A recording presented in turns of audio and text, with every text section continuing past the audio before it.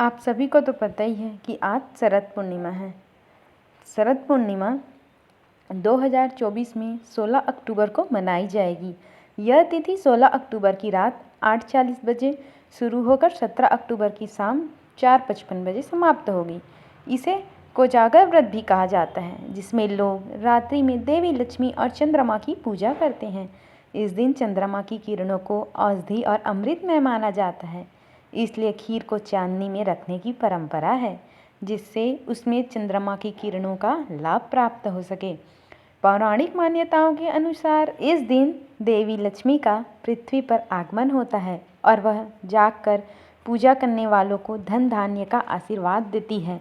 रात्रि के दौरान खीर बनाकर चंद्र दर्शन के बाद व्रत का पारण किया जाता है। इस दिन की पूजा से सुख समृद्धि और शारीरिक रोगों से मुक्ति की मान्यता भी है। आइए सुनते हैं शरद पूर्णिमा की कथा। शरद पूर्णिमा से जुड़ी एक प्रमुख पौराणिक कथा है, जो इस प्रकार है। कहा जाता है कि एक समय एक साहूकार की 2 पुत्रियां थीं, जो पूर्णिमा के दिन व्रत रखती थीं, लेकिन छोटी बेटी हमेशा व्रत अधूरा छोड़ देती, जबकि बड़ी बेटी पूरी श्रद्धा से व्रत पूरा करती थी। शादी के बाद बड़ी बहन को सुंदर और स्वस्थ संतान की प्राप्ति हुई, जबकि छोटी बहन की संतान जीवित नहीं रहती थी। परेशान होकर छोटी बहन ने विद्वान ब्राह्मणों से परामर्श लिया। उन्होंने बताया कि पूर्णिमा के व्रत अधूरे छोड़ने के कारण ऐसा हो रहा है। इसके बाद छोटी बहन ने विधि पूर्वक शरद पूर्णिमा का व्रत रखा। जब उसने संतान को जन्म दिया और फिर भी बच्चा कुछ ही दिनों तक जीवित रहा, तब उसने अपने मृत बच्चे को पीढ़े पर लिटा दिया और उसकी बहन को बुलाया। बहन के आते ही बच्चा जीवित हो गया।